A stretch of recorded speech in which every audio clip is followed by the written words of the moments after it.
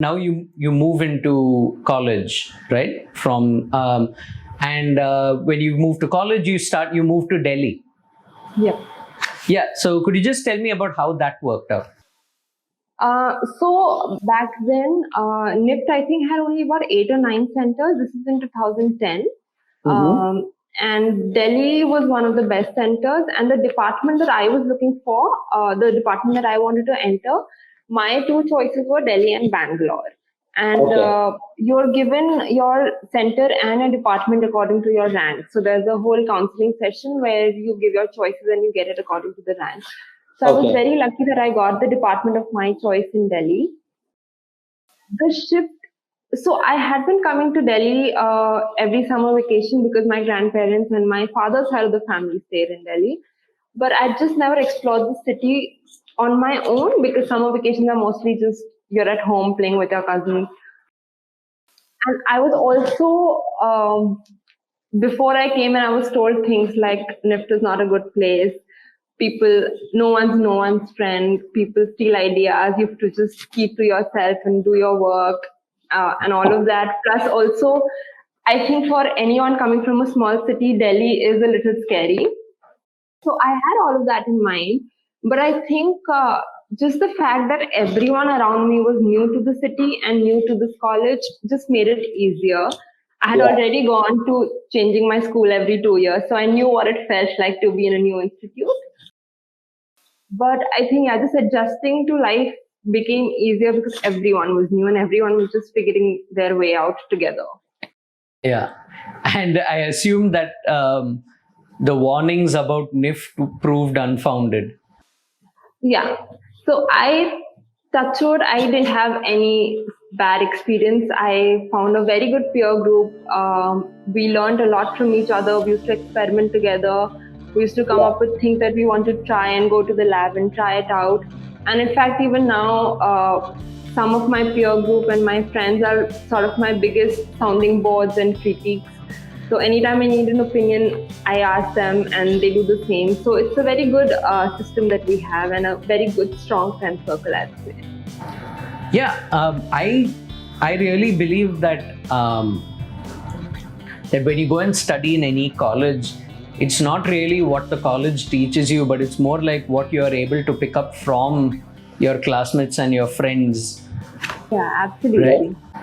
Yeah, and also NIFT has a pretty wider range of courses than I expected, because I didn't expect your particular course to be a part of an institute of fashion technology. Yeah, I think that's the biggest misconception. People just assume that because you're from NIFT, you're a fashion designer and you make garments. But actually, my course was a product design course, and we explored a lot of hard materials like wood and acrylics and metal. And our primary focus was interior products, which range from furniture, lighting fixtures to tableware.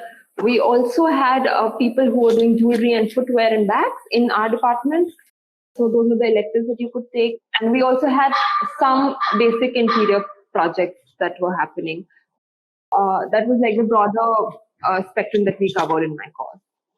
Could you just talk about your internships while you were at NIFT? Yeah, so in college it was mandatory for us to intern every year, and second year onwards is when we start working in our department. So for my second year internship, I thought I wanted to be an interior designer because I really loved doing up spaces. And so I found an internship in Gurgaon and worked with an interior designer for 2 months. During those 2 months, every day from 10 to 7, I would just be sitting in front of my laptop and working on AutoCAD. So that's when I realized that this is not a life that I want, because I didn't know what I wanted to do. But like I said, ever since I was little, I knew what I don't want. And one of those things were that I didn't want to spend my life in front of a laptop. So I used to tell this to everyone in the office also, and they used to make fun of me, saying that, if you want to be in this field, this is how the work is, and this is what you'll end up doing. And I used to say that if nothing else, I will start painting and I will become a painter, but I'm not going to sit in front of a laptop. So that happened, but I genuinely didn't enjoy the work so much. I probably wasn't the right fit for me. I didn't feel it was creative enough. So then I started exploring products because tableware is again a category that I really enjoyed. After that, we worked a lot with we had like craft cluster projects. So we worked with artisans. We worked with the black pottery of Manipur. We went to Hoshiarpur and stayed for a couple of weeks and worked with the artisans there. So again, like I knew that tabletop is one category I enjoy.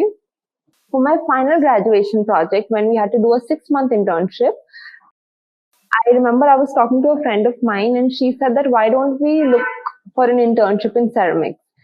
And I was like, yeah, I mean, like, why haven't I thought of it?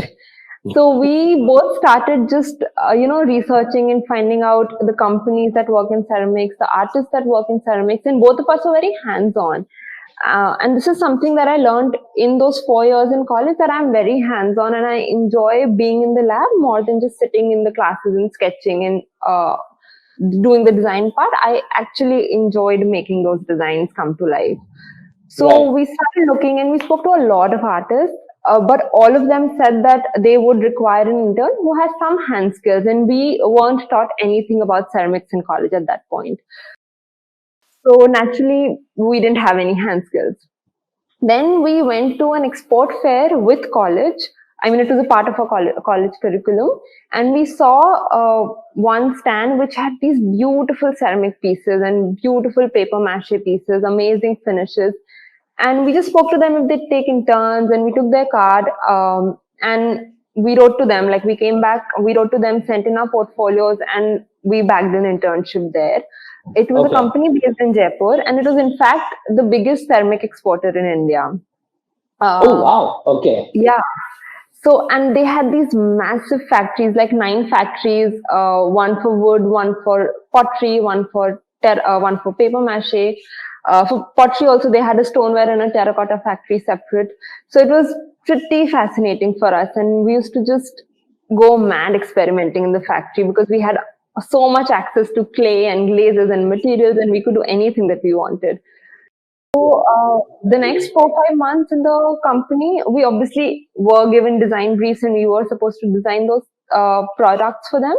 But apart from that, we got a lot of time where we just spent time in the factory talking to the workers, trying something or the other, just experimenting with the material.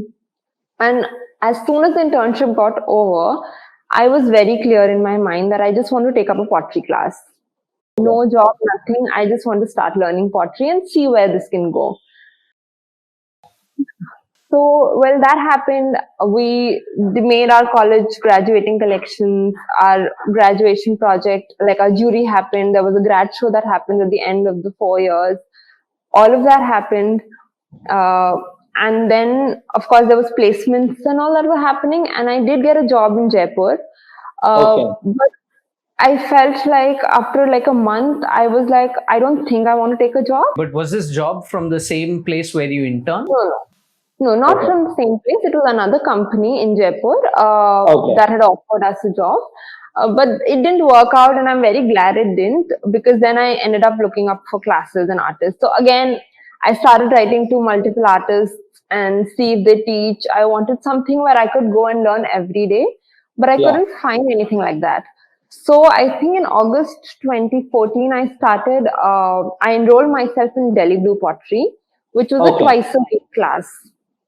And so I used to go there. I think it was a Thursday, Friday batch that I was in, and 3 hours a day. And pottery is just, and that's when I realized that pottery is a very time-taking process. Like, it's a very slow process when you start.